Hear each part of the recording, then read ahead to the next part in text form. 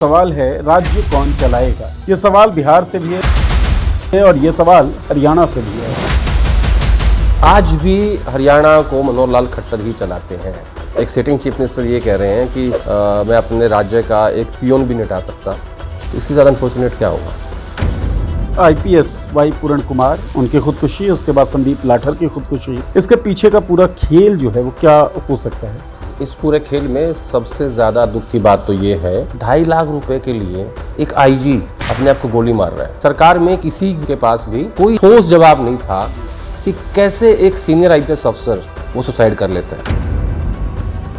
जब आप कह रहे हैं कि मोटिव नजर नहीं आ रहा है तो एक मोटिव संदीप लाठर के ना रहने का या उनकी मौत का ये भी हो सकता है क्या कि जाट वर्सेस दलित। कल संदीप की आत्महत्या से पहले ये मामला टिपिकल ब्यूरोक्रेसी के बीच का था और संदीप की आत्महत्या के बाद ये मामला जाने लगा टुवर्ड्स जाट वर्सेस दलित। तो मुझे इस बात का डर था कि कहीं हरियाणा एक बार फिर से जल लग जाए। क्या आपको लगता है कि सीट शेयरिंग की अनाउंसमेंट या फिर नामांकन या सूचियां जाहिर करने वाली जो प्रक्रिया है उसमें एनडीए अभी आगे निकल चुकी है। एनडीए वैसे भी आगे है।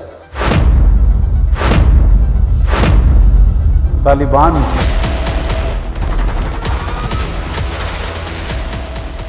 वाला मामला बड़ा सोशल मीडिया पे चल रहा है, आपने ज़रूर देखा सुना होगा ही। सबसे बड़ा आतंकी संगठन तालिबान, और वो अब भारत का दोस्त हो गया है। और कमाल की बात तो ये है कि जो सनातन के लोग हैं, जो अपने आप को कहते हैं, वो डिफेंड भी कर रहे हैं इस बात को। महिला पत्रकारों को अलाउ नहीं किया गया प्रेस कॉन्फ्रेंस में। पुरुष पत्रकार बेचारे बैठ के पत्रकारिता का धर्म निभा रहे थे। पत्रकार होने के नाते इस घटना को आप कैसे देखते हैं। पहली बात तो उन हमारे पुरुषों पत्रकार साथियों की गलती है कि उनको बॉयकॉट करना चाहिए था। कहते कि नहीं, अगर आप इनको अलाउ नहीं करें तो हम भी नहीं जाएंगे।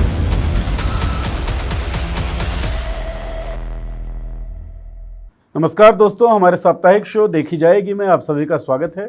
हमेशा की तरह बातचीत करने के लिए हमारे साथ मौजूद हैं हमारे कंसल्टिंग एडिटर आदेश रावल जी। बहुत बहुत स्वागत आदेश जी।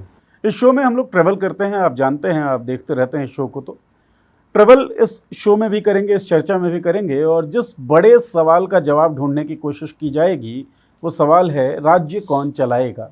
ये सवाल बिहार से भी है और ये सवाल हरियाणा से भी है। जाविये दोनों सवालों के और दोनों के कॉन्टेक्स्ट अलग हो सकते हैं, लेकिन रूट क्वेश्चन जो है वो यही है, स्टेट कौन चलाएगा। और जब स्टेट चलाने की बात है तो भारत की भी बात करेंगे कि भारत जो चला रही है विचारधारा, या कौन सी विचारधारा इस वक्त हावी है समाज पर, उस पर भी बात करेंगे तालिबान कंट्रोवर्सी के कॉन्टेक्स्ट में। तो ये पूरा शो आप देखें, चर्चा कैसी लगे ये आपको बतानी है, तो इसके लिए पूरा शो आपको देखना होगा। शुरू करते हैं। आदेश जी इजाज़त। तो बहुत ज़्यादा मुस्कुराकर बातचीत करने वाला माहौल आज मुझे लग नहीं रहा है। चर्चा आपके राज्य हरियाणा से शुरू करेंगे। एक आईपीएस वाई पूरण कुमार सुसाइड करते हैं, उनकी लाश रखी रहती है, कोई बहुत ज़्यादा अच्छा सटीक जवाब जो है वो आता नहीं है कि सुसाइड आखिर हुई क्यों। एक कंट्रोवर्सी इरप्ट होती है, एक बहस छिड़ती है कि ब्यूरोक्रेसी जो है पूरी तरीके से आकंठ करप्शन में डूबी हुई है और शायद इस कारण एक सीनियर आईपीएस ऑफिसर ने अपनी जान दे दी। इसके बाद एक मोड़ आता है, संदीप लाठर जो एएसआई थे, उन्होंने भी खुदकुशी की। अभी तक तो ये कहा जा रहा है, स्पेक्युलेशन सोशल मीडिया पर बहुत सारे हैं, अलग अलग हैं। नायब सिंह सैनी मुख्यमंत्री हैं, मनोहर लाल खट्टर पूर्व मुख्यमंत्री थे। बहुत सारी थ्योरीज, बहुत सारे जो स्पेकुलेशंस हैं वो चल रहे हैं। लेकिन ये आईपीएस वाई पूरण कुमार, उनकी खुदकुशी, उसके बाद संदीप लाठर की खुदकुशी, इसके पीछे का पूरा खेल जो है वो क्या हो सकता है। देखिए, इस पूरे खेल में सबसे ज़्यादा दुख की बात तो ये है कि हरियाणा के एक आईजी लेवल के जो अफसर हैं वो सुसाइड करते हैं, खुद को अपने घर में गोली मारते हैं। और उसके बाद जो 9-10 पन्नों का उनका सुसाइड नोट आता है, उसमें लिखा होता है कि देखिए किस तरीके से मुझे पिछले 2 साल से हमारी अपनी ब्यूरोक्रेसी, जो टॉप मोस्ट अफसर हैं, जिन्हें सीनियर नेताओं का आशीर्वाद प्राप्त है, वो कैसे उनको हैरेस कर रहे थे जी। और एक अफसर जो 1 हफ्ता पहले तक उनके सुसाइड से रोहतक के आईजी थे, वो रोहतक रेंज के आईजी थे जी। और उनको वहाँ से हटाया जाता है। अगले दिन वो पद खाली कर देते हैं। उसके बाद जब वो अपनी गाड़ी में अपने पीएसओ के साथ जा रहे होते हैं तो रोहतक पुलिस आईजी को रोकती है और उनके पीएसओ सुशील कुमार को गिरफ्तार कर लेती है। कहती है कि इन्होंने 2.5 लाख रुपए मंथली लिए हैं एक शराब के ठेकेदार से। उसके बाद ये जो मैं सीक्वेंस बता रहा हूँ, ये सीक्वेंस मेरा नहीं है, ये सीक्वेंस उस पीड़ित परिवार का है। उनकी पूरन कुमार जी की जो पत्नी है वो भी एक IAS अफसर हैं, और जिस दिन उन्होंने सुसाइड किया उस दिन वो विदेश में थी। हरियाणा के मुख्यमंत्री नायब सिंह सैनी के साथ एक डेलीगेशन गया हुआ था, उसमें उनकी पत्नी IAS अमनीत कुमार भी थी। अब ये जो सीक्वेंस बता रहा हूँ मैं, ये परिवार की तरफ से बताया गया कि सुशील कुमार को अरेस्ट करते हैं और 5 दिन तक उनको टॉर्चर किया जाता है, और 6 तारीख को 6 अक्टूबर को वो जो उनसे एक प्लेन पेपर पे साइन कराते हैं, उसके बाद उन पे लिखा जाता है कि ये IG पूरन कुमार के कहने पे ही ये पैसा लिया जा रहा था। और 7 तारीख को IG पूरन कुमार जो है वो खुद को गोली मार लेते हैं, सुसाइड कर लेते हैं। किसी भी सरकार में किसी भी के पास भी कोई ऐसा ठोस जवाब नहीं था कि कैसे एक सीनियर IPS अफसर वो सुसाइड कर लेता है, और क्यों 2 साल तक शत्रुजीत जो DGP थे हरियाणा के, वो चीफ सेक्रेटरी, होम सेक्रेटरी और बाकी अधिकारी, पूर्व मुख्यमंत्री मनोहर लाल खट्टर, क्यों उनकी बात नहीं सुनते हैं, जब वो बार बार ये कहते हैं कि मेरे साथ अच्छा बर्ताव नहीं हो रहा था। अब उसमें एक बीच में थ्योरी आई कि पूरन कुमार करप्ट थे। ठीक है, चलो मान लेते हैं करप्ट थे। एक बात समझ नहीं आती, क्या कोई करप्ट अफसर खुद को गोली मारता है? 6 तारीख को जब उनको इस बात का अंदेशा हुआ कि सुशील कुमार मेरे PSO से इन्होंने एक कागज़ पे लिखवा लिया है, पुलिस, देखिए पुलिस चाहे जो मर्जी लिखवा सकती है, एडमिसिबल तो कोर्ट में हाँ, वो तो कोर्ट को फैसला करना था, वो तो बाद की बात है। एक व्यक्ति इस कलंक से डर गया कि कल लोग मुझे और मेरे परिवार को भ्रष्टाचारी कहेंगे, और वो खुद को गोली मार लेता है। इसमें एक चीज़ और मैं पूछना चाहता हूँ इंटरवीन करने के लिए माफ़ी के साथ, क्योंकि जो लोग देख रहे होंगे उनके दिमाग में भी ये सवाल शायद आए कि वो IPS थे, उनकी पत्नी सीनियर IAS हैं, मुख्यमंत्री के साथ विदेश में थी जिस दिन सुसाइड वो करते हैं, तो एक ताकतवर परिवार तो है ही ना। अमनीत के जो भाई हैं वो विधायक हैं राजस्थान, पंजाब में आम आदमी पार्टी के। ठीक है, देखिए क्या होता है, ब्यूरोक्रेसी एक ऐसी चीज़ है, या जुडिशरी भी कह लीजिए या पॉलिटिक्स भी कह लीजिए, जहाँ एक परिवार का सदस्य उसमें होता है तो फिर बाकी लोग भी उसमें आते चले जाते हैं। आपने देखा होगा, डॉक्टर्स की बात में डॉक्टर ही बनते हैं, नेता का बच्चा विधायक ही बनेगा, सांसद ही बनेगा, ठीक है ना। और तो ऐसा इस परिवार में भी है। तो उस ताकतवर परिवार के एक व्यक्ति को सुसाइड करना पड़ा उनको, और वो इस बात से घबरा गए कि इन्होंने मुझे फ्रेम करवा दिया है, उस कागज़ पे लिखवा दिया है मेरे PSO से कि हाँ ये पैसे 2.5 लाख रुपए मैंने लिए थे। अब आप एक बात देखो, मतलब वैसे तो गलत है, लेकिन 2.5 लाख रुपए के लिए एक IG अपने आप को गोली मार रहा है? ये आपने मिर्ज़ापुर सीरीज देखी है? मिर्ज़ापुर में क्या था कि मिर्ज़ापुर किसका है, इसको कौन चलाएगा? इस वक्त हरियाणा की ब्यूरोक्रेसी के जिस तरीके से कपड़े उतरे हैं ना, और जिन्हें आशीर्वाद प्राप्त है, गुट बने हुए हैं बेसिकली, मतलब ऐसा नंगा नाच आपने कहाँ देखा होगा? बिल्कुल वेब सीरीज। आज तारीख कितनी है? आज तारीख है 15 को हम शूट कर रहे हैं। 7 तारीख को सुसाइड करते हैं, और आज अब से लगभग अभी 6 बजे हैं, 4 साढ़े 4 के आसपास उनका क्रेमेशन हुआ है 8वें दिन। सोचो कि न्याय जो है वो इस देश के आम आदमी से कितना दूर है, कि एक IPS अफसर जो कि IG लेवल के अफसर थे, उनका क्रेमेशन होने में 8 दिन लगे। ठीक है, अब मैंने बताया ना कि ये मिर्ज़ापुर की तरह है कि हरियाणा कौन चलाएगा, गद्दी किसकी। आपको याद है जब भगवान राम को वनवास भेजा तो राजा बनाया गया भरत को? खड़ा हूँ राम की थी। नहीं, प्यार में उन्होंने क्या किया कि भरत को ये मंजूर नहीं हुआ कि वो अपने भाई के सिंहासन पे बैठे, राजा की कुर्सी पे बैठे, तो उन्होंने वहाँ खड़ा रख दिया। कुछ ऐसा ही हाल आज की डेट में हरियाणा की राजनीति का है। खट्टर साहब हट तो गए, लेकिन नायब सिंह सैनी जो भरत बन गए। अच्छा, with due respect to Saini साहब, मैं किसी को हट करना नहीं चाहता, उसमें मुझे माफ़ कर देना, मैं सिर्फ एक बात को समझाने की कोशिश कर रहा हूँ। पॉलिटिकल डिकोडिंग है। हाँ, पॉलिटिकल डिकोडिंग है। तो अब उनको लग रहा है कि नहीं, एक दिन भगवान राम आएंगे और सिंहासन पे बैठेंगे, वो नहीं होने वाला है। हम्म, अब भरत को ही राजा बना दिया गया है और आप ही रहोगे, और आपका दायित्व ये बनता है कि आप उस चक्रव्यूह को तोड़ दो जो आपके आसपास बुना गया है। अब है क्या, इसको भी डिकोड करने की कोशिश करते हैं। Right. हालांकि मैं बहुत दूर रहा हूँ हमेशा हरियाणा की ब्यूरोक्रेसी से। अच्छा, जब मेरा अपना होम स्टेट है हरियाणा, लेकिन हरियाणा, लेकिन वहाँ मुझे कोई नहीं जानता, जो कि मेरे बाकी सब स्टेट्स में मेरे बहुत अच्छे कॉन्टैक्ट्स हैं लोगों के साथ। अवे मैचेस में आप ज्यादा अच्छा परफॉर्म कर रहे हैं, वहाँ खेलते ही नहीं, विराट कोहली मैं है खेलता ना? ही नहीं हुआ। मतलब मैं पहली बार, आपने देख, मैं खुद सोच रहा था ये बात कि मैं पहली बार हरियाणा की खबरों को लेकर सक्रिय हुआ था। मैं पिछले एक हफ्ते से मैं बहुत लिख रहा था जी। कि जो बातें हो रही थी। मैं आपके सोशल मीडिया को स्क्रॉल भी कर रहा था, इसके अलावा कुछ दिख ही नहीं रहा कुछ है। था ही नहीं और। तो इसको कौन चलाएगा, ठीक है। तो अब वो चक्कर भी तोड़ने का समय था सैनी साहब के पास, प्रेशर बढ़ता गया। और जो सुपर सीएम है मनोहर लाल जी, उनको सुपर सीएम कहते हैं हरियाणा में जी। मनोहर लाल जी भी बाय चांस विदेश में ही थे, उनका भी डेलीगेशन गया हुआ था। तो उन्होंने कहा कि नहीं, शत्रुजीत नहीं हटेंगे। Basically Manohar Lal Khattar, Shatrujeet Kapoor, farmer DGP, Khullar साहब जो सत्ता किसी की भी है हरियाणा वही चलाते हैं, ये एक पूरा ग्रुप है। सो लॉबी मनोहर लाल खट्टर की है ये। आज भी हरियाणा को मनोहर लाल खट्टर ही चलाते हैं। और अभी एक स्टेटमेंट आया था कि कुछ लोग मिलने गए अंदर और उन्होंने कहा कि नहीं, आप इस पे कार्रवाई कीजिए। तो सैनी साहब ने कहा कि भाई साहब, मैं तो एक चपड़ासी भी हटा नहीं सकता। अच्छा, ये बोली गई? हाँ, एक डेलीगेशन उनसे मिलने गया और उन्होंने बाहर आके ये कहा कि सैनी साहब ने हमें ये कहा है, और मुझे बिल्कुल आश्चर्य नहीं हुआ। सच अनफॉर्चुनेट। एक सिटिंग चीफ मिनिस्टर ये कह रहे हैं कि मैं अपने राज्य का एक पियोन भी नहीं हटा सकता, तो इससे ज़्यादा अनफॉर्चुनेट क्या होगा। और उन सब के बीच में ये लड़ाई ब्यूरोक्रेसी की। अब 2022 से 2023 के तक शत्रुजीत कपूर जो फॉर्मर डीजीपी थे, वो एसीबी के हेड थे, एंटी करप्शन ब्यूरो के।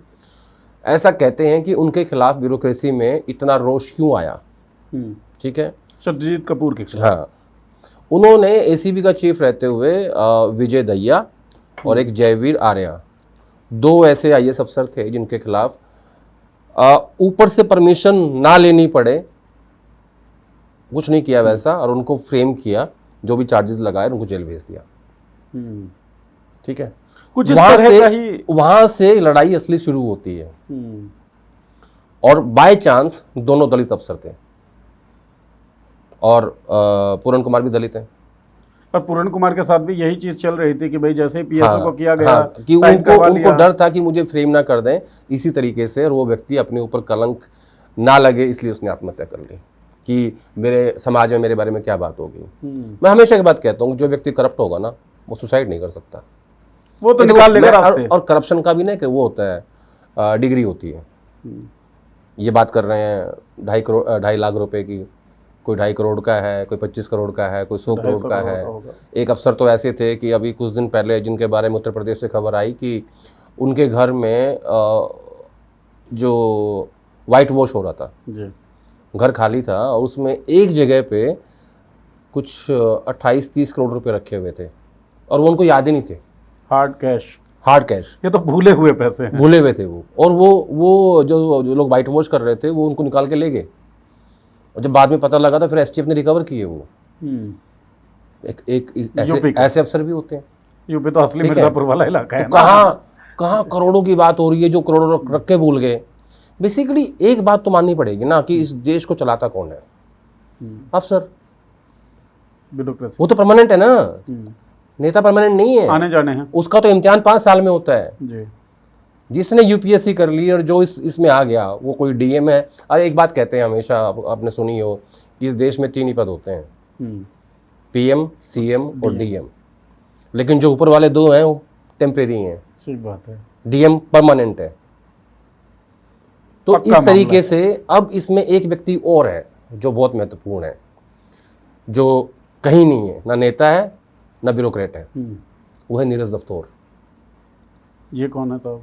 नीरज दफ्तौर एक व्यक्ति हैं जो बहुत क्लोज है मनोहर लाल खट्टर के, जिनके ऊपर कुछ पहले एक स्टोरी भी आई थी कि उनकी कंपनी ने कैसे रातों रात कमाल कर दिया। और ऐसा माना जाता है कि शत्रुजीत कपूर उनके बहुत क्लोज हैं, ठीक। नीरज दफ्तौर के, और वो बंदा ना पॉलिटिक्स में, ना वो ब्यूरोक्रेट है, वो पीछे के व्यक्ति हैं। मतलब डॉट्स अगर हम कनेक्ट करें तो एक पॉलिटिशियन हो गया, एक ब्यूरोक्रेट हो गया और एक पूंजीपति हो गया। पूंजीपति नहीं है वो, कंपनी ने कमाल किया तो। नहीं, वो तो बनाई गई रातों रात, और वो कहानी भी बाहर आ गई, तो फिर काहे का पूंजीपति है। तो वो तो कुछ लोग ऐसे होते हैं हर पॉलिटिशियन के पास, जो पर्दे के पीछे के काम करते हैं। ये वो हैं जो संसाधनों को संभालते हैं, सभ्य भाषा में इसको ऐसे कह सकते हैं, एग्जीक्यूटिव।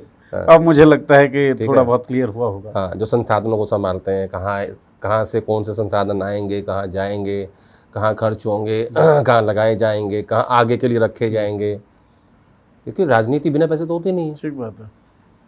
ये तो कोई ऐसा तो कोई खेल नहीं ना कि ऐसे हो गया। आजकल तो चल रहा है उल्टा, रेवड़ी कल्चर चल रहा है। ठीक बात। उसमें तो और ज़्यादा चाहिए। तो ये लड़ाई चल रही थी कि हरियाणा कौन चलाएगा, और इस सब के बीच में आपके सामने एक सुसाइड पूरन कुमार का, और कल दूसरा सुसाइड होता है संदीप लाठर का, जो ASI हैं। अब संदीप लाठर कौन है? संदीप लाठर SP जो रोहतक थे, बिजारनिया जी, उनके बड़े क्लोज माने जाते हैं, और उनका भी नाम उसमें है, जो पूरन कुमार की जो FIR हुई है, और वो पहले व्यक्ति जिनको छुट्टी भेजा गया है जी। ठीक है। अब जिस दिन IG अपने PSO के साथ जा रहे थे, और जब उनको अरेस्ट किया गया PSO को, वो संदीप ने किया जी। यानी जो मेन इन्वेस्टिगेटिव अफसर हुआ उस पूरे करप्शन के इस मामले का, वो संदीप है। तो ये लड़ाई है पढ़े लिखे लोगों की। संदीप क्या है? ASI, और वो कह रहे हैं कि मैं भगत सिंह को मानता हूँ, वो मेरे आदर्श हैं। बिल्कुल हो सकते हैं, किसी के भी हो सकते हैं, हमें कोई दिक्कत नहीं, किसी के गांधी, किसी के पटेल, किसी के भगत सिंह। लेकिन एक बात समझ नहीं आती, अगर उनको ये साबित करना था कि पूरन कुमार करप्ट है, तो उसके लिए जान तो उनका जिंदा रहना जरूरी था। राइट। देखिए, पुलिस अपनी जांच करेगी, वो उनका काम है, वो हमारा काम नहीं है। हम तो जो दिख रहा है उसके ऊपर चर्चा कर रहे हैं। राइट। ठीक है। तो मेरा ऐसा मानना है व्यक्तिगत रूप से कि संदीप की आत्महत्या से कुछ भी हासिल नहीं होता, हर चीज़ का एक मोटिव होता है। पुलिस भी जब जांच करती है तो मोटिव ढूंढती है कि what is beyond that, motive नहीं दिखता। इसका मोटिव क्या है। संदीप की आत्महत्या में मोटिव नजर नहीं आता। अरे भाई, आपको पूरन कुमार को ये साबित करना है कि पूरन कुमार एक भ्रष्ट अधिकारी थे, तो उसके लिए आपको मरना नहीं है, आपका होना जरूरी है, और आपको ये साबित करना पड़ेगा कि देखिए ये कारण थे जो हमने जांच में पाए, और इसलिए मैं कह रहा हूं कि पूरन कुमार जो है भ्रष्ट है, और शत्रुजीत कपूर और बिरजानिया जो है वो ईमानदार अफसर है। ये इन्होंने कहा अपने वीडियो में भी। 6 मिनट का वीडियो है उनका, और 4 पेज का सुसाइड नोट है। ये तो कहा ना। बिल्कुल। तो मुझे मोटिव नजर नहीं आता संदीप की आत्महत्या का। अब जब और उसमें एक और चीज, सबसे महत्वपूर्ण चीज, उनकी वीडियो में एक साफ साफ चीज दिखाई दे रही थी कि वो दलित वर्सेस, मैं यही बात पे आ रहा हूं, दलित वर्सेस जाट की तरफ इशारा हो रहा था। जब आप कह रहे हैं कि मोटिव नजर नहीं आ रहा है, तो एक मोटिव संदीप लाठर के ना रहने का या उनकी मौत का ये भी हो सकता है क्या कि जाट वर्सेस दलित वाला जो विमर्श है वो हरियाणा की राजनीति में दोबारा आया, इस पूरे मामले में वो विमर्श। देखिए, मैं कल से चिंतित था। कल संदीप की आत्महत्या से पहले ये मामला टिपिकल ब्यूरोक्रेसी के बीच का था, और संदीप की आत्महत्या के बाद ये मामला जाने लगा टूवर्ड्स जाट वर्सेस दलित। ठीक है। और हरियाणा में, हमारे राज्य में हर गांव में दलित हैं जी, और जाट हमारे यहाँ डोमिनेटिंग कास्ट है, और जो सत्ता को डोमिनेट भी करती है, और बीजेपी की सरकार गैर जाट की सरकार है जी। ठीक है। दूसरा, लोकसभा चुनाव में दलित और जाट दोनों ने कांग्रेस पार्टी को वोट दिया जी। हालांकि विधानसभा चुनाव आते आते दलित बट गया, उसमें एक सुप्रीम कोर्ट की रूलिंग भी थी। तो मुझे इस बात का डर था कि कहीं हरियाणा एक बार फिर से जल ना जाए। लेकिन मैं इसमें तारीफ़ करना चाहता हूँ CM साहब की, नायब सिंह सैनी जी की, कि वो आज सुबह ही संदीप के घर पहुँचे और उन्होंने कहा कि मैं आपको आश्वासन दिलाता हूँ। उससे क्या होता है ना, उससे परिवार का दर्द हल्का हो जाता है। जब मुख्यमंत्री जाता है और बैठता है, अपनी बात कहता है कि नहीं मैं बैठा हूँ आपके लिए, कम से कम संवेदना दिखती है और सरकार सीरियस लगती है। हालांकि सैनी साहब वहाँ भी गए थे जी, पूरन कुमार के घर भी गए थे, अमनीत कुमार के पास भी गए थे, लेकिन उन्होंने कहा कि नहीं हो सकता ये। तो ये जो दलित वर्सेस जाट का एंगल आया ना, ये मुझे थोड़ा डरा रहा था कि ऐसा ना हो कि हरियाणा जो है वो एक बार फिर से, आपको याद है जो जाट गैर जाट का दंगा हुआ था जी, जाट आंदोलन की बात कर रहा हूँ। उसके बाद फिर उधर नू में हुआ जी, इन्होंने कहा कि हम शोभा यात्रा निकालेंगे, वहाँ भी वो अपने दंगा करवाया, हिंदू मुस्लिम कराया, उधर जाट गैर जाट कराया, और इधर एक बार फिर से अब ये डर मुझे कल से लग रहा था। लेकिन आज नायब सिंह सैनी ने अच्छा काम किया कि वो उनके घर चले गए और उनकी बात को सुना, उनके दर्द को सुना। जब आदमी अपनी बात कह देता है उसका मन हल्का हो जाता है। तो इसलिए बहुत ज़रूरी होता है कि आप सुख में बदलने जाएँ, दुख में ज़रूर जाएँ। तो अब चीज़ें लग रही हैं थोड़ी कंट्रोल में हैं, लेकिन पता नहीं लगता कब कौन सी चिंगारी भड़क जाए। ठीक बात है। ये बड़ा मतलब आज का जो दौर चल रहा है ये बड़ा सेंसिटिव है, और ये धर्म में और जातियों में 2 मिनट लगते हैं बस। सबसे बड़ी समस्या ये भी है ना कि चिंगारी भड़काए कोई भी, जब आग फैलेगी तो किसी के कंट्रोल में रहेगी उसमें बेकसूर लोग मरेंगे, एग्जैक्टली, जिनका कोई कसूर नहीं है। मैंने क्यों कहा आपको कि ये लड़ाई पढ़े लिखे लोगों की है, ये लड़ाई है कि कौन चलाएगा हरियाणा। लेकिन अब नायब सिंह सैनी के पास अच्छा मौका था कि वो तोड़ दे चक्रव्यूह को और चलाएं, एक मुख्यमंत्री के रूप में स्टेट चलाएं। जब आप ये बात कह रहे हैं ना, तो भी मैं एक चीज़ जानना भी चाह रहा हूँ, उसमें आप क्या सोचते हैं कौन चलाएगा हरियाणा? ये जब सवाल हो तो हरियाणा चलाने का मैंडेट जो है वो तो नायब सिंह सैनी के पास है। जिस लॉबी की हम बात कर रहे हैं वो लॉबी मनोहर लाल खट्टर जो पूर्व सीएम थे, शत्रुजीत कपूर जो उनके बहुत ख़ास हैं, इधर एक IPSY पूरन कुमार जिन्होंने खुदकुशी की, एक संदीप लाठर ASI जिसने खुदकुशी की। इस सब पूरे खेल में, पूरे चक्रव्यूह में जिसे आप तोड़ने की बात कर रहे हैं, इसमें स्टैंडिंग है क्या नायब सिंह सैनी की? कहाँ खड़े होते दिखते हैं? जब वो यही कह देते हैं कि चपड़ासी में चेंज नहीं कर सकता हूँ, मेरे हाथ में तो वो भी नहीं है, फिर स्टैंडिंग कहाँ बनती है उनकी?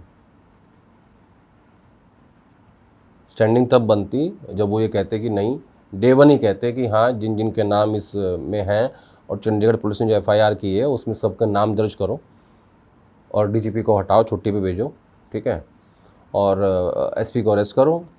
परिवार की मांग तो ये नहीं अरेस्ट करो, और बाकी चीज़ें बाद में देखेंगे। पॉलिटिकली आप डिकोड करते हैं चीज़ों को। जब आप ये कह रहे हैं, नायब सिंह सैनी ने ये बात कही जिस बारे में लोगों ने बात की कि भाई चपरासी तक को मैं हटा नहीं सकता, जो लॉबी है उसको डोमिनेट कर रहे हैं मनोहर लाल खट्टर जो पूर्व CM थे, सिटिंग CM कह रहे हैं कि मैं चपरासी तक नहीं हटा सकता। तो आगे की कुछ स्थितियां आपको दिखती हैं क्या? कोई आपस में कोई मनमुटाव, कोई मतभेद, सरकार पे कोई अनिश्चितता? नहीं, वैसा कुछ नहीं है। सरकार बिल्कुल सुरक्षित है, ऐसा कुछ नहीं है। लेकिन उसमें प्रॉब्लम ये है कि वहाँ एक CM है, एक सुपर CM है, और सुपर CM जो है वो बहुत हावी हैं नायब सिंह सैनी के ऊपर, ठीक है। तो मैं बार बार जो वो कह रहा हूँ कि चक्र भी तोड़ना चाहिए उनको, तो वो उनको कभी ना कभी ये स्टैंड लेना पड़ेगा कि नहीं भाई मैं मुख्यमंत्री हूँ। और जो सेकंड टाइम जो जनता ने वोट दिया है ना, वो खट्टर साहब को नहीं दिया है, वो BJP को और मोदी जी को दिया है, राइट, ठीक है। उसमें फिर आपने ये चाहा कि हम अपने CM को कंटिन्यू करेंगे, तो नायब सिंह सैनी कंटिन्यू हुए। तो नायब सिंह सैनी का भी ये फ़र्ज़ बनता है कि जो जनता ने आपको इतना मान सम्मान दे के सीट पे बिठाया है, तो आप भी एक CM की तरह एक्ट करें, आप भी एक दिखाएं कि हाँ मैं मुख्यमंत्री हूँ और मुख्यमंत्री के जो अधिकार क्षेत्र में चीज़ें आती हैं मैं उन पर फैसले कर सकता हूँ। और मुझे लगता नहीं है कि कोई ऐसी चीज़ है जो हरियाणा के अधिकार क्षेत्र की बात है वो उनके अधिकार क्षेत्र में नहीं आती, ऐसी तो कोई बात नहीं है ना, बिल्कुल। तो बेसिकली अब मामला हो गया स्पाइन का और कुछ नहीं है। कौन कितनी रीढ़ अब आपने खड़ाऊ रख लिए, ठीक है, आपने उनका मान सम्मान कर लिया, आपने दिखा दिया कि मैं आपका लॉयल हूँ, आपने मुझे मुख्यमंत्री बनवाया या बनाया। अब लेकिन मुझे हरियाणा के लोगों के बारे में भी सोचना पड़ेगा। मुझे 5 साल बाद फिर से चुनाव में जाना है, मैं जनता को क्या मुंह दिखाऊंगा या क्या बोलूँगा? मुझे मेरे विधायक जिता के लाने हैं, चौथी बार सरकार लानी है, हर मुख्यमंत्री चाहता है, ठीक बात है, ठीक है ना। तो अब उनको शत्रुजीत तो हट गए, अब 2 लोग बचे हैं, एक खुल्लर साहब और दूसरा नीरज दफ्तौर। बाकी जो है वो उनके नीचे हैं, सब माथा नेक्सस वो तो काफ़ी बड़ा है, लेकिन ये टॉप जो है ना ये 3-4 लोग, ये क्रीमी लेयर है बिल्कुल। बाकी सब इसके नीचे हैं, second layer, third layer, fourth layer, उस हिसाब से है। जैसे SP रोहतक थे, राइट, तो जो बड़े लोग होते हैं वो तो लोगों को एडजस्ट करते हैं, ऐसे फिट कर देते हैं, प्यादे सेट किए जाते हैं। हाँ हाँ, ये तो वजीर हैं, राजा हैं। तहसील, जिला, फिर उसके ऊपर चंडीगढ़ में मंत्रालय में, फिर सीएम ऑफिस में, ऐसे होता है ना जी। तो पूरा कंट्रोल कब आएगा आपके पास? तो हर जब आपके पास हर जगह आपका आदमी बैठा होगा, ठीक बात है, कांस्टेबल से लेकर डीजीपी तक, हर चौक पे एक बंदा अपना होना चाहिए। तो ये जो ऊपर की लॉबी है वो ये कर रही है। अब मुझे ये देखना है कि सागरप्रीत हुड्डा डीजीपी चंडीगढ़ वो अब क्या करते हैं। मुझे ऐसी जानकारी है कि शायद उन्होंने पूछताछ करी है सुशील से भी, जो पीएसओ थे पूर्ण कुमार के, जिनको गिरफ्तार किया गया है। उन्होंने काफ़ी चीज़ें उनको बताई हैं, लेकिन अभी तक सागरप्रीत हुड्डा की तरफ से भी कोई सेटिस्फैक्ट्री इन्वेस्टिगेशन नहीं हुई है, क्योंकि अभी तक क्या है, पॉलिटिकल दबाव बहुत ज़्यादा है। हमारे यहाँ पुलिस इंडिपेंडेंट थोड़ी है। ठीक बात है। सबसे बड़ी दिक्कत तो हमारी ये है कि हमारी ब्यूरोक्रेसी इंडिपेंडेंट है ही नहीं, उसको चलाते ही पॉलिटिशियन है। तो अगर फेयर इन्वेस्टिगेशन हो जाए ना तो सारे पत्ते खुल जाएंगे, लेकिन जहाँ तक मुझे लगता है कोई पत्ता नहीं खुलेगा, सब ढके रहेंगे, क्योंकि फेयर इन्वेस्टिगेशन होगा, हो ही नहीं सकती। तो जो सवाल है कि हरियाणा कौन चलाएगा, इसकी लड़ाई चल रही है। संविधान ये कहता है कि जो मुख्यमंत्री हैं उनको चलाना होता है। एक और बात नीरज, हाँ। सॉरी को रोक रहा हूँ बीच में। राहुल गांधी ने जब ट्वीट किया पूर्ण कुमार के बारे में, उसके बाद हरियाणा कांग्रेस कूदी। उससे पहले साइलेंट मोड पे ही थी, किसी ने ट्वीट तक नहीं किया था। क्यों? क्योंकि क्या है, सारे बड़े नेता अक्रॉस द पार्टी लाइन संबंध निभाते हैं। बड़े लोगों का खेल है और सारे बड़े लोग, मैंने क्या कहा, बड़े लोगों का खेल है, पढ़े लिखे लोगों का खेल है, झगड़ा उनका है, झगड़ा कंट्रोल का है। तो कौन कंट्रोल करेगा, कौन चलाएगा? संविधान ये कहता है कि जो चुने हुए मुख्यमंत्री हैं उन्हें चलाना होता है राज्य। उम्मीद ये की जा सकती है कि नायब सिंह सैनी अपनी ताकत को पहचानेंगे, जिसकी उम्मीद आदेश जी ने भी व्यक्त की है। देखते हैं उम्मीदें हरियाणा में किस करवट बैठती है। हरियाणा हाथी जो होता है वो क्यों राजा नहीं जंगल का? क्यों? क्योंकि अपने दो बड़े कानों के पीछे उसको अपना शरीर दिखाई नहीं देता। उसको अगर आभास हो जाए कि मैं इतना तकड़ा हूँ और मैं इतना भारी हूँ कि मैं एक सूंड मारूंगा और शेर जो है वो जंगल के बाहर ही मिलेगा। आज वही स्थिति नायब सिंह सैनी की है। नायब सिंह सैनी की छवि बहुत अच्छी है लोगों के बीच में, सॉफ्ट आदमी हैं, सबसे मिलते जुलते हैं, लेकिन वो उनके जो कान है ना ज़्यादा बड़े, उन कानों के पीछे शरीर दिखाई नहीं दे रहा है उनको। वो ऐसे देख रहे हैं अभी सीधा घोड़े की तरह, और सामने दिखते हैं सुपर सीएम। बस भक्तिभाव से थोड़ा ऊपर उठना पड़ेगा सर। थोड़ी सी चर्चा बिहार की भी ज़रूरी है। हालांकि अभी हम शूट कर रहे हैं, अभी तक कई चीज़ें नहीं हुई हैं। जब तक ये रिलीज़ होगा तब तक वो चीज़ें शायद हो जाए। मैं बात कर रहा हूँ कि महागठबंधन जो है उसने अब तक सीट अनाउंस नहीं किया है, एनडीए ने सीट अनाउंस कर दिया है, उसमें भी कई सारी कंट्रोवर्सी चल रही हैं। सबसे पहले तो ये सवाल कि कांग्रेस और राजद का जो महागठबंधन है, अन्य पार्टियां भी जिसमें शामिल हैं, सीट क्यों नहीं अनाउंस कर पा रहे हैं? कोई दिक्कत चल रही है क्या? दो दिक्कत है। एक दिक्कत है कम्युनिकेशन की, और दूसरी दिक्कत है कांग्रेस पार्टी की इंटरनल।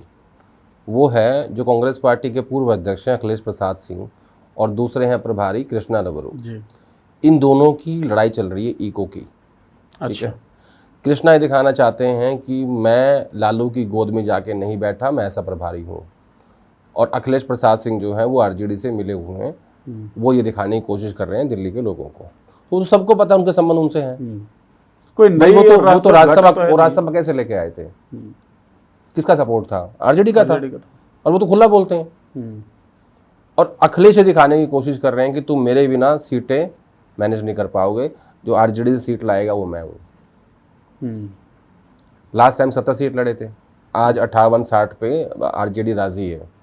7-8 सीटें ऐसी हैं जहाँ थोड़ा सी कंट्रोवर्सी चल रही है बहुत ज़्यादा। लेकिन कांग्रेस के भीतर की अखिलेश की और कृष्णा की लड़ाई इसको डिले करती जा रही है। और दूसरा आरजेडी और इनके बीच में दूसरा क्या, इस बार मुकेश सहनी भी आ गए। ठीक है, सीपीआई लेफ्ट की 3 पार्टियां हो गई हैं। ठीक है, वो गुप्ता जी भी आ गए हैं, उनको भी सीटें देनी है, कौन से किस कोटे से मिलेंगी। और जहाँ तक मेरे पास जानकारी है, जब हम बात कर रहे हैं अभी लगभग 45 कैंडिडेट्स को फ़ोन कर दिए गए हैं वर्बली कि आप लोग नॉमिनेशन कर दो अक्रॉस दी पार्टी, मतलब आरजेडी। मैंने कांग्रेस का पता किया था, मुझे उनका पता है अभी कि आप लोग नॉमिनेशन कर दो। तो आज बहुत सारे लोगों ने नॉमिनेशन कर दिया है, जिनकी जो अभी तक लिस्ट भी नहीं आई है, मतलब घोषणा नहीं हुई है। हाँ, लेकिन लोगों को बोल दिया गया वर्बली कि आप लोग नॉमिनेशन करो कि 17 लास्ट डेट है फर्स्ट फेज की। और अभी 1 घंटा पहले जो बिहार कांग्रेस की पूरी टीम है वो यहाँ से फ्लाइट लेके पटना गए और लैंड करते ही मुझे लगता है कुछ ना कुछ घोषणा वो प्रेस कॉन्फ्रेंस के जरिए करेंगे। तो एक तो ये बात हुई। दूसरा, चिराग पासवान भी जी, बड़े शातिर पॉलिटिशियन है, वो चंडीगढ़ गए पूरन कुमार के घर पे। वो इस बात को समझते हैं कि इसका कहीं ना कहीं रिपरकशन वोट में भी हो सकता है, जबकि तेजस्वी यादव नहीं गए या कोई और पार्टी नहीं गई जी। और चिराग वहाँ बोल के आए, मैं फिर से आपको हरियाणा ले गया, सॉरी माफ़ करना, नहीं, कि मैं प्रधानमंत्री जी से बात करूँगा। ये बात, जो बात मनोहर लाल खट्टर नहीं बोल पाए, जो बात सैनी साहब नहीं बोल पाए, वो बात चिराग पासवान बोल के आए कि मैं पीएम से बात करूँगा और जो भी आपकी मांगे हैं, जो भी चीज़ें सब पूरी होंगी, मैं आपको विश्वास दिलाता हूँ। Smart move. लेकिन जो उनको 29 सीट मिली थी जी, एनडीए की तरफ से, उसमें जैसा आप भी बोल रहे थे कि 4 उसमें से 4 सीटों पे जेडीयू ने भी कैंडिडेट उतार दिए। तो उस तरफ भी 4-5 पार्टी हैं। इन्होंने कहा कि 101 लड़ेगी बीजेपी, 101 लड़ेगी जेडीयू। लेकिन पहली बार ऐसा हो रहा है कि दोनों सीटें बराबर लड़ रहे हैं। अदरवाइज जेडीयू ज़्यादा सीट लड़ती थी, कहते थे कि बड़े भाई की भूमिका में जेडीयू है। तो इस बार ये क्या कर रहे हैं, भाई के पर काट रहे हैं और बराबर ला के खड़ा कर रहे हैं। जमीन निकाल लिया, हाँ, पर लेकिन इनको ये नहीं पता है कि एनडीए की सरकार, दिल्ली की सरकार नीतीश कुमार के एक पहिए पे चल रही है। हट गया तो पंचर हो जाएगा। लेकिन बीजेपी ने क्या किया है, दिल्ली की लीडरशिप ने नीतीश कुमार के अलावा जो लीडरशिप है ना बाकी जेडीयू की, वो सब दिल्ली के कंट्रोल में है, ठीक ठाक मैनेज कर लिया है सारे A to Z। Lalan Singh, Sanjay Jha और एक दो लोग और भी हैं, मेरे नाम याद नहीं आ रहे हैं, सब मैनेज्ड है। जो उनकी टॉप लीडरशिप है ना, अदर देन नीतीश कुमार, वो सब बीजेपी के साथ है।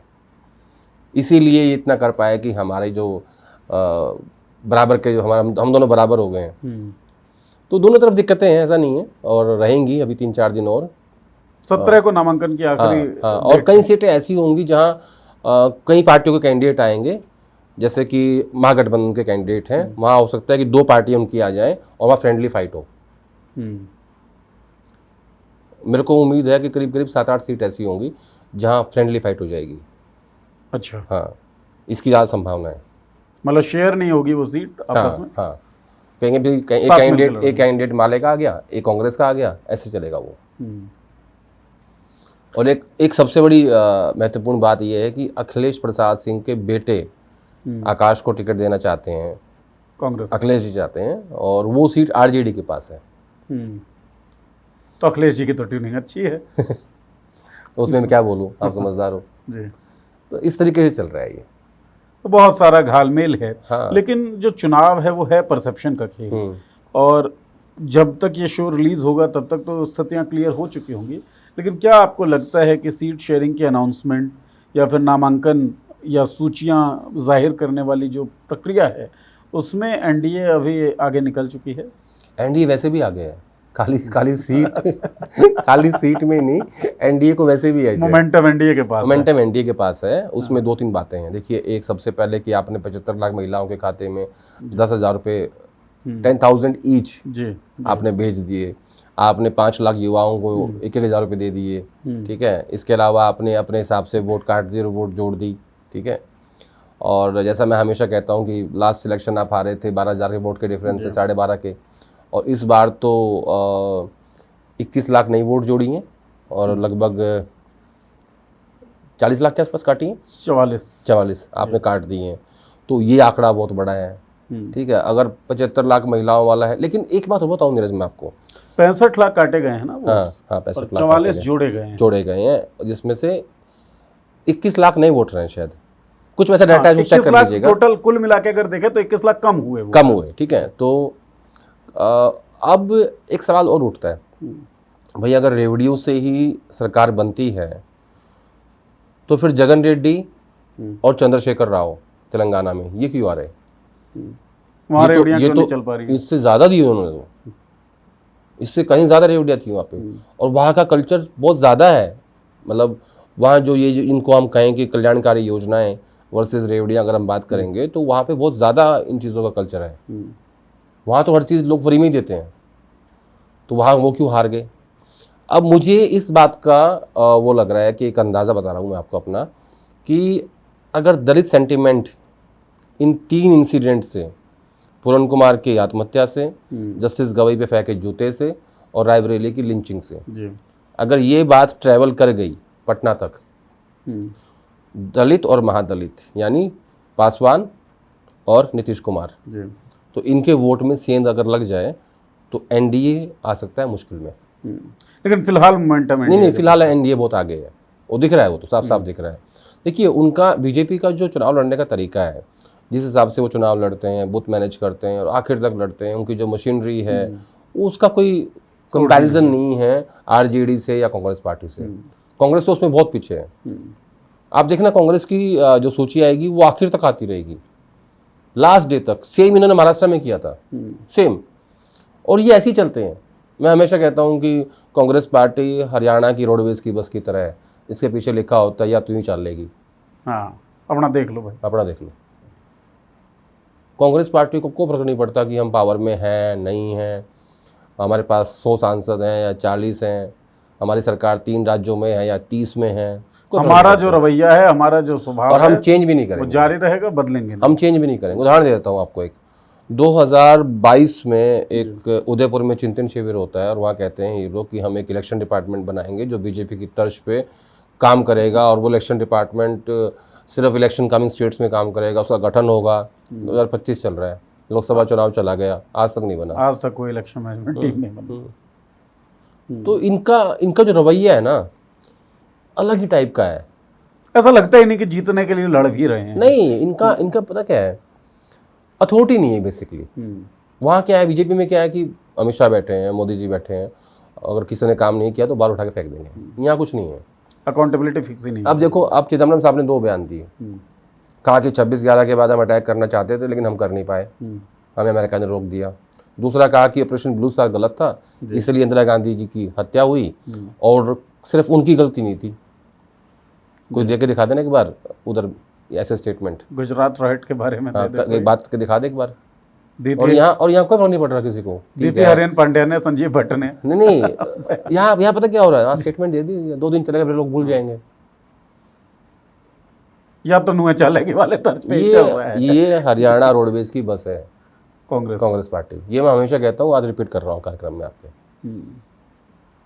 ये यूं ही चलेगी। अच्छा, मैं जब देख रहा था, सीट शेयरिंग आपने अनाउंस नहीं किया, चलिए जो भी आप लोगों का आपस में समझदारी डेवलप हुई होगी, अंडरस्टैंडिंग हुई होगी, वोटर अधिकार यात्रा, वोट चोरी का मुद्दा, संविधान का मसला, दलितों की राजनीति जिस तरीके से आप करना चाह रहे थे, उन सबसे एक मोमेंटम जो दिख रहा था शायद महागठबंधन के पक्ष में आ जाए, उस मोमेंटम को भी अब लूज़ करते हुए दिख रहे हैं। वोटर अधिकार यात्रा ने जो सब्सटेंस आपके लिए हासिल किए थे, वो उन सब्सटेंसेस पे अब बात ही नहीं हो रही है ज़्यादा। एक्चुअली ये लोग क्या करते हैं ना, छोड़ देते हैं। अब इन्होंने 3500 किलोमीटर की भारत जोड़ो यात्रा करी, ठीक है, वो लगभग 6 महीने चली थी, और मुझे याद नहीं है कि किसी पॉलिटिशियन ने ऐसी यात्रा की हो, इतनी बड़ी यात्रा पैदल चल के। उसके बाद जहाँ जहाँ से आप गुजरे हो, उसका किसने उसका फॉलो अप किया? किसी ने नहीं किया जी। ऐसे ही आपने अभी यात्रा कर ली SIR को लेके, ये चली 16 दिन, उसके बाद आप चले गए विदेश, और आपकी पार्टी ने भी छोड़ दिया। उसके बाद क्या हुआ? कुछ नहीं, कोई लेता ही नहीं हाथ में कि अब इसको चला के चलते हैं मुद्दे को। क्या होता है, लीडरशिप की जो प्लानिंग होती है या उनका जो मैसेज होता है ना, उसको ज़मीन पे एग्जीक्यूट करने के लिए इनके पास लोग ही नहीं है। यानी अगर मोदी जी ये कह दें कि भाई इस बार दिवाली के पटाखे नहीं फूटेंगे, सपोज़ कहेंगे नहीं वो, क्योंकि एंटी हिंदू हो जाएगा, तो सपोज़ कहें कि नहीं फूटेंगे, तो पूरी कैबिनेट, बीजेपी के राष्ट्रीय अध्यक्ष, सारे मुख्यमंत्री, राज्यों के मुख्य मंत्री, प्रदेश अध्यक्ष, जिला अध्यक्ष, ब्लॉक अध्यक्ष उस बात को ज़मीन तक लेके जाएंगे। हाँ, ठीक, खड़े रहेंगे सब, खड़े रहेंगे, लेके जाएंगे, और सबको पता होगा कि मोदी जी ने ये बात कही है कि दिवाली पटाखे नहीं फूटेंगे। उसके रिperकशन कुछ भी हो, जी लेकिन वो बात जाएगी ज़रूर। यहाँ क्या है, राहुल गांधी कहते एक बात, होना ही नहीं। कुछ नहीं होता। मैं हमेशा कहता हूँ ये पार्टी सिर्फ गांधीज़ की है, चलती नहीं है गांधीज़ की। मैं ऐसे बहुत लोगों को जानता हूँ कि जिनको गांधीज़ टिकट देना चाहते हैं वो दे नहीं पाते, जिनको सीएम बनाना चाहते थे बना नहीं पाए, बहुत लोग हैं ऐसे। कांग्रेस में गांधी परिवार जो है पीड़ित परिवार है। नहीं, पीड़ित तो नहीं कहेंगे, लेकिन जो भाई चल नहीं पाती है अपनी पार्टी में तो पीड़ित ही हुए ना सर। अपनी घर की थोड़ी है, हाँ। नाम ही तुम्हारा है ना। बाकी तो अशोक गहलोत की है, भूपेंद्र हुड्डा की है, कमलनाथ की है, दिग्विजय सिंह की है, डीके शिव कुमार की है, सिद्धरमैया की है, रेवंत रेड्डी की है, सुक्खू की है, और तुम्हारी भी है। और तुम्हारी भी है। मतलब 51% का स्टेक नहीं है, अगर ये मान रहे हो तो। नैरेटिव बेशक बिल्कुल बिल्ड किया गया हो कि परिवार की पार्टी और एक परिवार चलाता है, लेकिन हकीकत में ऐसा है नहीं। मेरा ऐसा मानना है, इनका स्टेक 49% है। 51 नहीं है। 51 नहीं है। 51 होता तो एग्जीक्यूट हो पाती चीजें। ऐसी बहुत सारी बातें हैं। अभी एक लेटेस्ट ही है, कह दूंगा कंट्रोवर्सी हो जाएगी। ना ना बताइए ना, कंट्रोवर्सी। हरियाणा आ रहे, राहुल गांधी ने क्या कहा, हम फिर हरियाणा आ गए। हाँ ना, आना ही चाहिए सर। राहुल गांधी ने कहा कि no we have to look beyond Hoodas now, yes. Hooda family. And where are we now with Rao Narendra as state president. 11 महीने बाद क्या दोनों पद हुड्डा साहब ले गए। तो यहाँ पे कांग्रेस हुड्डा की हुई है। लेटेस्ट एग्जांपल दिया मैंने आपको ये। बिल्कुल। अगर थोड़ा वापिस चले जाऊंगा ना तो बहुत सारे दे दूंगा, तो बुरा मैं देना नहीं चाहता, वो साहब मेरे दुश्मन हो जाएंगे। क्योंकि ये बड़ी प्रॉब्लम रहती है। हमारे में फिल्टर तो है नहीं, जो कहना है साफ साफ कहना है, लेकिन उसके रिperकशंस होते हैं फिर। हंस हंस के सच कहो तो बुरा मानते हैं लोग। हाँ। रो रो के बात कहने की आदत नहीं रही। बात भी तो कहेंगे ही, बुरा मानते जाओ, देखी जाएगी सर। देखी जो जाएगी। बुरा नहीं, माने। वो तो मैं हमेशा ही कहता हूँ, जी। जो ऑन कैमरा कह रहे हैं क्या देखी जाएगी, हम तो वैसे भी ऐसे ही हैं, देखी जाएगी। जब देखी जाएगी पर बात हो रही है तो एक बात सुनाता हूँ, हरियाणा वाली बात है फिर से। इरशाद। नहीं, शेर नहीं है। ना ना, इरशाद ही है, आपका शेर ही मान लेंगे हम उसे। स्कूल की छुट्टी हुई जी। तो बहुत सारे लोग बैठ के, चौधरी बैठे हुए थे, मास्टर जी जा रहे थे, बच्चे भी जा रहे थे। तो एक चौधरी ने कहा कि मास्टर जी बच्चे डरते नहीं आपसे। बोला मैं भी नहीं डरता इनसे। ठीक है, अपने अपने स्वाद ले रहे हैं सारे। हाँ, तो वही बात है जो आपने कहा ना, देखी जाएगी, कुछ नहीं फर्क पड़ता है। तो अपने अपने स्वाद लेने से एक बात और याद आई, और मैंने क्योंकि इंट्रोडक्शन में इस बात का जिक्र कर दिया था, तो एक छोटा सा कमेंट आपसे हम चाहेंगे कि तालिबान वाला मामला बड़ा सोशल मीडिया पे चल रहा है, आपने ज़रूर देखा सुना होगा ही। महिला पत्रकारों को अलाउ नहीं किया गया प्रेस कॉन्फ्रेंस में, पुरुष पत्रकार बेचारे बैठ के पत्रकारिता का धर्म निभा रहे थे। पत्रकार होने के नाते इस घटना को आप कैसे देखते हैं? सनातन वाले तालिबानी हो गए हैं। यार इसमें हंसने की बात नहीं है, दरअसल ये बड़ी सीरियस सी बात है कि सबसे बड़ा आतंकी संगठन तालिबान, और वो अब भारत का दोस्त हो गया है, और उसको हम बुलाते हैं अपने देश में। उनके विदेश मंत्री थे शायद, ठीक कर लेना अगर गलत हो तो। उनकी प्रेस कॉन्फ्रेंस होती है और कहते हैं कि महिला पत्रकार अलाउ नहीं करेंगे हम लोग, सिर्फ पुरुष जाएंगे। पहली बात तो उन हमारे पुरुषों पत्रकार साथियों की गलती है कि उनको बॉयकॉट करना चाहिए था। कहते कि नहीं, अगर आप इनको अलाउ नहीं कर रहे तो हम भी नहीं जाएंगे। कम से कम इंडियनिटी तो यही बताती है। ठीक है। दूसरा गलती है विदेश मंत्रालय की कि आपने उनको परमिशन कैसे दी थी। अब आप ये कहोगे कि वो तो अफगानिस्तान की एम्बेसी में हुई थी, ऐसा कुछ नहीं होता, नई दिल्ली में हुई थी, ठीक है ना। और एम्बेसी जो है ना वो भारत में है, नई दिल्ली में, हमारी राजधानी में है। इतना अधिकार किसी के पास नहीं है। लेकिन आतंकी संगठन तालिबान और भारत जैसा एक लोकतांत्रिक देश जिसमें इतनी सारी डाइवर्सिटी है, इतनी भाषाएं हैं, भिन्न भिन्न प्रकार के लोग हैं, इतनी तरह के खाने खाते हैं लोग, संस्कृति है, पता नहीं क्या क्या है, और उनका तालिबान के साथ। और कमाल की बात तो ये है कि जो सनातन के लोग हैं, जो अपने आप को कहते हैं, वो डिफेंड भी कर रहे हैं इस बात को कि तालिबान हमारा भाई है। ये वैसा ही हो गया कि चीन ने आपको ठोका पहले, आप गए चीन के पास एससीओ की मीटिंग में, just to balance America, right, ठीक है। पहले ठोका उसने गलवान में, फिर ऑपरेशन सिंदूर में वो साथ रहा पाकिस्तान के, हमारे आर्मी के लोगों ने ये बात कही है, लेकिन आपको जाना पड़ा वहाँ पे। अब आप हर रोज ट्रम्प ट्रम्प कर रहे हो, जबकि ट्रंप ने कितनी फजीहत करवाई है वो भी दिख रहा सबने है। देखा है। तो कोई स्टेबल फॉरेन पॉलिसी नहीं है हमारी। हम सहूलियत के हिसाब से, सर्कमस्टांसिस के हिसाब से चेंज कर लेते हैं हर रोज। रीड कुछ ज़्यादा फ्लेक्सिबल हो गई है या पॉलिसीज? नहीं, रीड तो है ही नहीं। रीड तो है ही नहीं, फ्लेक्सिबिलिटी की बात छोड़िए, लो आपने मतलब बात ही खत्म कर दी। जो हो रहा है बस हो रहा है। ऐसे फॉरेन पॉलिसी नहीं चलती जैसे चला रहे हैं। हालांकि मेरा सब्जेक्ट नहीं है, मैं हमेशा बचता हूँ जो मुझे ना पता उसके बारे में बात करने से, लेकिन इतना ज़रूर पता है कि जो हो रहा है वो ठीक नहीं हो रहा है। आप तालिबान से दोस्ती कर रहे हो, उधर अमेरिका ठोकता है तो आप चीन के पास चले जाते हो, चीन ठोकता है अमेरिका के पास चले जाते हो। एक देश जिसके राष्ट्रपति एक महिला हैं, उस देश के लैंड पे कोई प्रेस कॉन्फ्रेंस कर रहा है, कह रहा है इसमें महिला पत्रकार नहीं आने चाहिए और हम इसको अलाउ कर रहे हैं, ये अपने आप में एम्बेरसमेंट और शर्मिंदगी का और नहीं, फिर आपने सेकंड टाइम क्यों अलाउ किया? क्योंकि ऊपर से कहा गया होगा ना कि भैया यहाँ नहीं चलेगा, दबाव बढ़ा, लोगों ने लिखा, उसके बारे में चर्चा करी, खबरें बनी, अखबारों में छपा, टेलीविजन पे आया, सोशल मीडिया पे आया, तब कैसे हो गया? तब आपने कहा कि नहीं आप फर्स्ट रो महिलाएं बैठेंगी। उनको नहीं पता महिलाएं आजकल क्या क्या कितनी पावरफुल हैं, और उनकी भागीदारी कितनी है महिलाओं की।